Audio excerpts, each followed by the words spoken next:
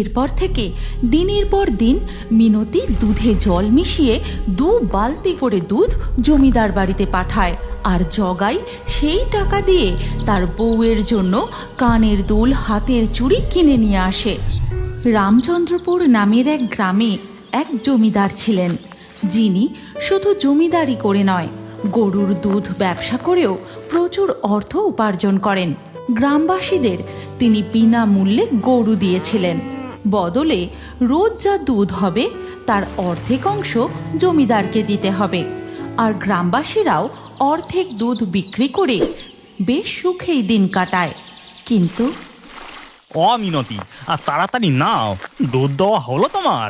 জমিদারকে দুধ দিয়ে আসতে হবে, আজ অনেকটা বেলা হয়ে গেল। যাক বেলা হয়ে, সারাদিন গরুর জন্য খেটে খেটে হাড় মাস এক হয়ে গেল। ঘাস খাওয়াও, গা ধোয়াও, গোয়াল পরিষ্কার করো, আর গরুর অর্ধেক দুধ ওই জমিদারকে দিয়ে দাও। কিন্তু জমিদার যে আমাদের বিনামূল্যে গরু দিয়েছেন, অর্ধেক দুধ বিক্রি করে আমাদেরও ভালোই অর্থ উপার্জন হয়। অত শত জানি না বাপু, শোনো না, বলছি জমিদারকে বালতি ভর্তি দুধ না দিয়ে তাতে জল মিশিয়ে দিলে কেমন হয়? তাহলে আমাদের আরো লাভ হবে। না না, এমনটা করা উচিত হবে না। জমিদার বুঝতে পারলে আর রক্ষে নেই। এবার আমি আসি। এই কথা বলে জগাই 1 বালতি দুধ নিয়ে জমিদারের বাড়ির উদ্দেশ্যে রওনা দেয়। পথে তার প্রতিবেশী ভোলার সাথে দেখা হয়। কি ভোলা, হাতে দেখছি 2 বালতি দুধ, কি ব্যাপার? আরে তেমন কিছু না, আমাদের লক্ষ্মী গরু এখন 3 বালতি করে দুধ দিচ্ছে, তাই 1 বালতি রেখে জমিদারকে বাকিটা দিয়ে দেব। 3 বালতি দুধ? বলো কি হে, জমিদারকে 2 বালতি দুধ দেবার কি দরকার? 1 বালতি দিলেই তো পারো, সে তো আর দেখতে আসছে না। ভোলা আর জগাই কথা বলতে বলতে জমিদার বাড়িতে পৌঁছায়। তারপর তারা তাদের দুধের বালতি নামিয়ে রাখে। ভোলা, তুমি 2 বালতি দুধ নিয়ে এসেছো, তা তুমি নিজের জন্য অর্ধেক রেখেছো তো?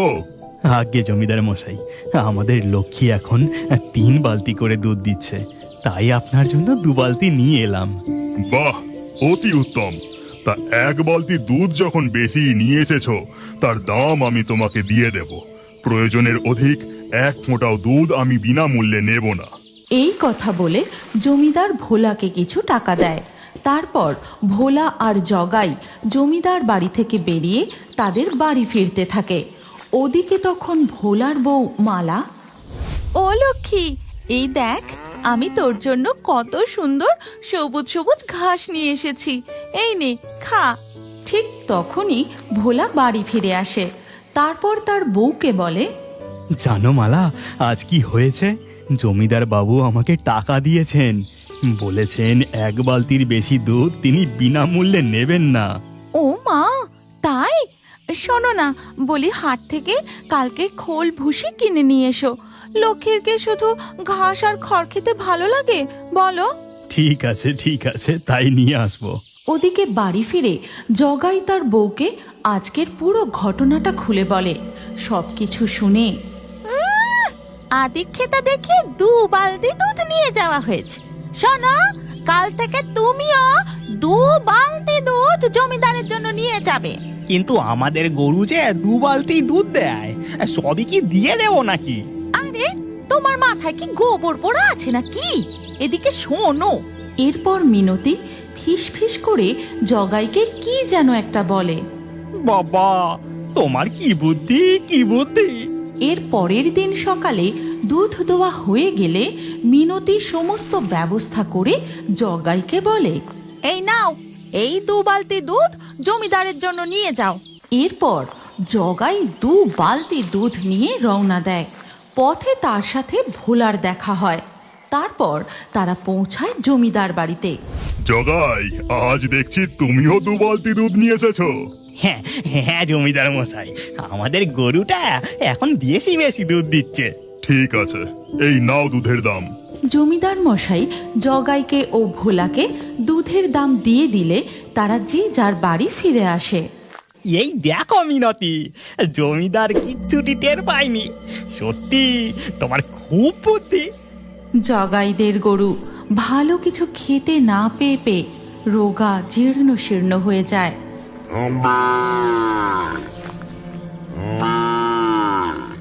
তুমি গরুটাকে কিছু খেতে দিয়েছিলে গো? মনে হয় ওর খুব খিদে পেয়েছে। সব সময় অত শত খেতে দিতে পারবো না বাপু। শোনো না, এবার কিন্তু আমার কানের দুল চাই চাই। ঠিক আছে ঠিক আছে, তাই দেব। এরপর থেকে দিনের পর দিন মিনতি দুধে জল মিশিয়ে 2 বালতি করে দুধ জমিদার বাড়িতে পাঠায়। আর জগাই সেই টাকা দিয়ে তার বউয়ের জন্য কানের দুল, হাতের চুড়ি কিনে নিয়ে আসে। তাদের গরুটাকে ভালো করে খেতে পর্যন্ত দেয় না, যত্ন নেয় না। ফলে তার দুধ কমে গিয়ে 1 বালতিতে দাঁড়ায়। এ কি গো গিন্নি, আজ তো শুধু 1 বালতি দুধ হলো, এবার জমিদারকেই বা কি দেব? এর অর্ধেক তো আর জমিদারকে দিলে চলে না। দাঁড়াও, আমি জলে অল্প দুধ মিশিয়ে 1 বালতি করে দিচ্ছি, তাই নিয়েই তুমি যাও। এই কথা বলে মিনতি জলে দুধ মিশিয়ে জগাইকে দেয়। তারপর জগাই দুধের বালতি হাতে নিয়ে জমিদার বাড়ির উদ্দেশ্যে রওনা দেয়। আর মিনতি যায় মালার বাড়িতে। কি রে মালা, তোর কি খবর? বাবা, দেখছি 2 বালতি দুধ। তা জমিদার কি জল মেশানো দুধ দিস নাকি? না না, জল মেশানো দুধ দেবো কেন? আমাদের লক্ষ্মী গরু এখন 4 বালতি করে দুধ দেয়। বাবা, 4 বালতি করে দুধ দেয়? তা খাবার দাবার নিজেরা খাস না সবই গরুকে খাওয়াস? এই কথা বলে মিনতি মনে মনে কি যেন একটা ভাবে। তারপর বলে, আচ্ছা মালা, তুই সকালে কখন ঘুম থেকে উঠে গরুর দুধ দুস? আমি সকাল 6টায় উঠি। তারপর লক্ষ্মীকে পেট ভরে খোল, ভুসি, ঘাস খাইয়ে তারপর দুধ দুই। ও তাই নাকি? আচ্ছা ঠিক আছে, এবার আমি আসি রে। এই কথা বলে মিনতি তার বাড়ি চলে যায়। তারপর জগাই বাড়ি ফিরে মিনতিকে বলে, অমিনতি, জমিদার না এবার মনে হয় সন্দেহ করছে। জল মিশিয়ে মিশিয়ে আর কতদিন চলবে গো? আর তুমি এবার আমাদের গরুটার ভালো করে যত্ন নাও, না হলে যে ও খেতে না পেয়ে পেয়ে দুধ দেওয়াই বন্ধ করে দেবে। ওসবের তুমি চিন্তা করো না, কাল থেকে তুমি 2 বালতি ভরে খাঁটি দুধ নিয়ে যাবে। কি সব বলছো? তোমার মাথা ঠিক আছে তো? এর পরের দিন ভোরবেলা দেখা যায় ভোলাদের গোয়ালে মিনতি লক্ষ্মীর দুধ দুইছে। হ্যাঁ, 2 বালতি হয়ে গেছে। কি ভালো গরু, কত সহজে 2 বালতি দুধ দিয়ে দিল। মনে হয় আমাকে চিনতে পারেনি। মালা ওঠার আগে এবার আমি পালাই। মিনতি 2 বালতি দুধ নিয়ে বাড়ি চলে যায়। তারপর সকালে যখন মালা দুধ দুইতে আসে তখন শুধু 2 বালতি দুধ হয়। লক্ষ্মী, তোর শরীর ঠিক আছে তো? আজ তুই শুধু 2 বালতি দুধ দিলি? যাকে, আচ্ছা শোনো না, আজ তুমি 1 বালতি দুধ নিয়ে জমিদার বাড়িতে যাও। এরপর ভোলা 1 বালতি দুধ নিয়ে বেরিয়ে পড়ে। পথে জগাইয়ের সাথে দেখা হয়। তারপর তারা জমিদার বাড়িতে পৌঁছে বালতি নামিয়ে রাখে। ভোলা, আজ 1 বালতি দুধ নিয়ে এলে? আগে জমিদার মশাই, আমাদের লক্ষ্মীর মনে হয় শরীরটা একটু খারাপ, তাই আজ দুধ কম দিয়েছে। আজ জমিদার শুধু জগাইকে টাকা দেয়। তারপর ভোলা আর জগাই চলে গেলে জমিদার গিন্নি বলে, ব্যাপারটা আমার মোটেও ঠিক লাগছে না। সন্দেহ হতে আমি দুধ পরীক্ষা করে দেখেছিলাম, জগাই জল মেশানো দুধ দিচ্ছে। তা আজ আবার হঠাৎ খাঁটি দুধ নিয়ে এসেছে। আপনি সিপাই পাঠিয়ে নজর রাখার ব্যবস্থা করুন। হ্যাঁ। এর পরের দিন ভোরবেলা জমিদারের সিপাই আড়াল থেকে সমস্ত ঘটনা দেখে। তারপর ফিরে এসে জমিদারকে জানায়, আজ আসুক জগাই, আমি ওকে উচিত শিক্ষা দেব। এর কিছুক্ষণ পর জগাই 2 বালতি ও ভোলা 1 বালতি দুধ নিয়ে এসে হাজির। জগাই, তুমি দুধে জল মিশিয়েছ, আমি তাও তোমাকে কিছু বলিনি। এখন আবার ভোলাদের গরুর দুধ চুরি করছো। এর শাস্তি হিসাবে আমি তোমাকে হাজতবাস করাতাম, কিন্তু আমি তা করব না। আমার গরু তুমি ফিরিয়ে দিও। ক্ষমা করবেন মালিক, আমার ভুল হয়ে গেছে। আমার বইয়ের কুযুক্তি শোনা একদম উচিত হয়নি। আপনি গরু নিয়ে নিলে আমরা যে না খেতে পেয়ে মরবো। তুমি গরুর ভালো করে যত্ন নাও না, তাকে ভালো করে খেতে পর্যন্ত দাও না। আমি তোমাকে 1 মাস সময় দিলাম। গরুটাকে ভালো করে খাওয়াও, ওর যত্ন নাও, আর সৎভাবে দুধ বিক্রি করো।